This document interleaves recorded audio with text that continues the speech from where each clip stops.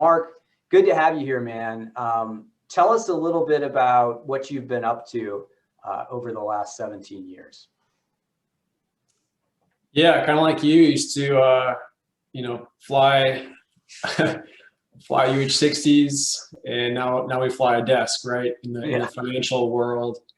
Still in the reserves as an instructor, enjoy that, but full time, I'm a certified financial planner at a small fee-only independent firm in Texas. And yeah, life is good. 2 kids and doing well. That's great. How long have you been doing that, Mark? Transitioned, post active duty, MBA, short stint at Dell, through the CFP curriculum, passed the CFP exam, and then, figured I should turn this hobby into, and passion into a profession. So I've been doing it since 2014 as a certified financial planner. Yeah.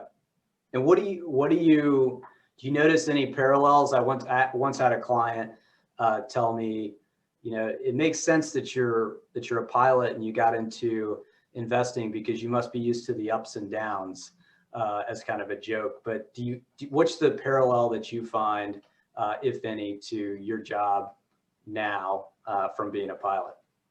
Yeah, interesting. I mean, I guess planning an air assault, right? You start from the objective. So that's kind of like, if you're a financial planner, right? First question, what are your goals? And half the time people don't know, which is a different problem. But yeah, and the other thing is, like, the plan always changes. So you can produce the 25-page perfect financial plan, and 2 minutes into it, it's out the window, right? Something changes, life happens. Yeah. And of course, same thing in the military. You don't fight the plan. Yeah. So that's great, man. Well, look, thank you for being on today. Mark, the reason we had you on is that we sent out this survey to the class about the Strong Gray Line, and we wanted to get feedback because our fundraising committee is going to be reaching out and asking for donations. Some of the feedback we got about donations was, can I donate stock to the Strong Gray Line? I have a donor advised fund. Can I select Strong Gray Line as a charity recipient with my existing donor advised fund? So that got me thinking, like, maybe we need to just take a break, call a financial advisor or investment advisor and ask, what the heck is a donor advised fund? So let's start with that. What is a donor advised fund? It sounds very uppity, but is it really? I'd say they're very accessible, and even more so lately with at least Fidelity kind of waiving minimums to really start your own family fund for the purpose of donating. So you already have a charitable intent. It's just a way to maybe do it more efficiently, to lump all those donations and deductions into one year. Maybe it's a high tax year, high income year, high tax year. Perhaps you have a liquidity event and you want to maximize those deductions and give yourself the future flexibility to direct that money, where you want it to go: church, charity, nonprofit, whatever it is. So there's different ways to fund it. We can talk about that, but that's the nuts and bolts of it, Will. So many of our classmates, Mark, I think there's probably 70% of them have gotten out at this point. And, a significant portion of those work for publicly traded companies. So let's just use like Apple as an example, because everybody knows it. But, the market's at an all-time high now. Apple's had a very good run. I think it was up 80% last year. It's 80% the year before. So you're sitting on all of these gains in your company stock. How does that help you? If you're charitably inclined, what could you do, and how could a donor advised fund help you? Yeah, so basically, whatever the asset is, if you have a long-term gain on that, you've held it long-term, longer than 1 year, by putting that money into your donor advised fund first, you're avoiding paying that long-term capital gain tax. It doesn't work really for short-term gains. So in the case of like, yeah, company stock, you have RSUs, PSUs that vest. You have that stock. What do I do with it? Yes, that is a perfect vehicle for that appreciated, Apple, Google, Amazon, whatever stock, to donate that. You can donate it directly to many charities as well. But the donor advised fund, for the sake of strong gray line, is a great tool. You send that stock to Fidelity, essentially.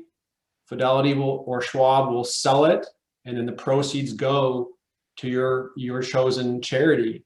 And it's really just a win-win, right? You're avoiding paying the capital gains tax. You're maybe donating more than you would have if you just gave cash, perhaps. And then you get the full deduction if you itemize, of course, and the charity gets the full amount, full value of the donation. So really a slick way to do it. Requires a little bit of coordination and a couple of weeks for processing time.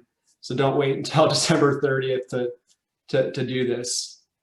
Okay, no, that's great. And who's eligible to participate in a donor advised fund? It sounds like only something like, like a Ned Schneebly or a Abe Froman would have. Like, it sounds very like endowment type lingo there. Who can do this?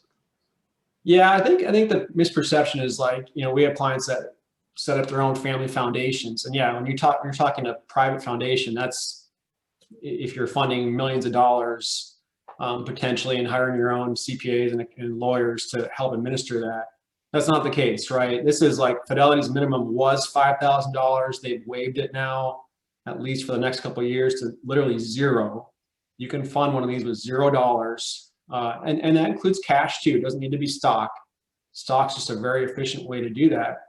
So you fund it, and then they have a minimum disbursement. I think for Fidelity, it's $50 that you can send, to your chosen charity, and it's really slick. Strong gray line is already in there, and we're testing it right now, but it takes about a week to do that. So I think the answer, Will, is essentially anyone can do this. Okay. Good to know. And then you kind of touched on this earlier, but I just want to make sure this was clear. So it sounds like one of the benefits of the donor advised fund is the matching up of a tax year where you might have a big bonus paid out. Maybe you did really well last year, or maybe you sold a business or have higher income than you expect in future years.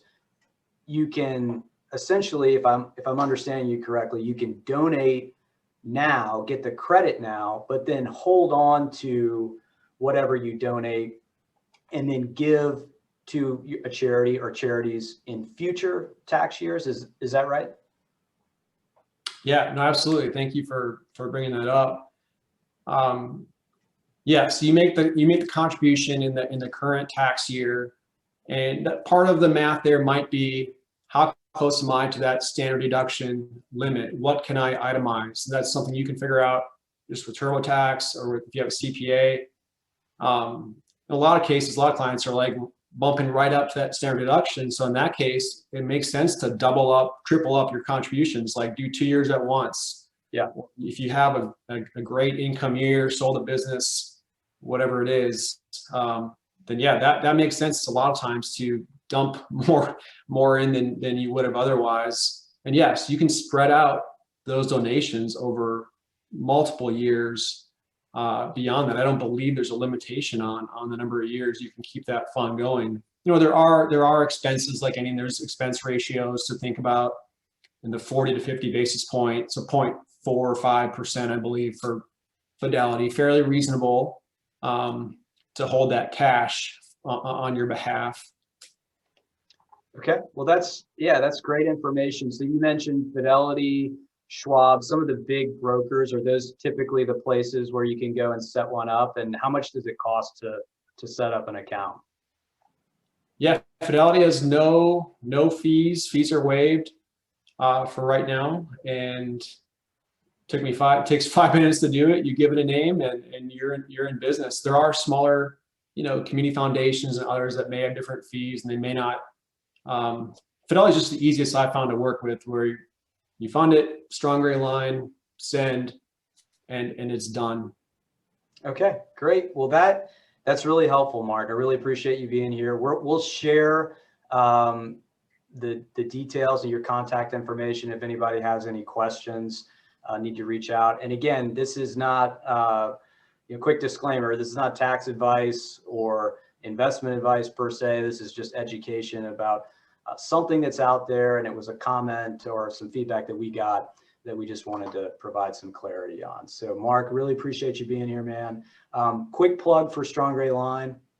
If you are thinking about making a donation, just simply go to stronggrayline.org and hit the donate button, and it'll take you right to our page if you want to give directly, and then follow Mark's advice if you want to set up a donor advised fund. And if you have questions, we'll share his info to get in touch. So thank you, Mark.